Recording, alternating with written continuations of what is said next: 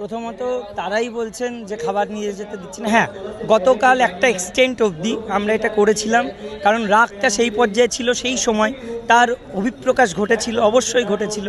ঠিক আছে, কালকে আমাদের শিক্ষক শিক্ষিকারাও খায়নি, কারণ তারা তো দেখেছে কি অবস্থা, ম্যাক্সিমামই খায়নি। তাহলে সেই জায়গায় দাঁড়িয়ে আজকে সকাল থেকে কিন্তু বারবার অ্যানাউন্স করে বলা হয়েছে যে আপনাদের খাবার অ্যালাউ করা হবে, কোনো অসুবিধা নেই, আমরা চাই না কেউ অসুস্থ হয়ে পড়ুক। এবং এটাও বলা হয়েছে আমরা নিজেরাও খাবারের ব্যবস্থা করবো। আমরা ওআরএস দিতে গেছিলাম, নেয়নি। আমরা এখন ফল, বিস্কুট এবং জল দিতে গেছিলাম, তারা প্রত্যাখ্যান করলো।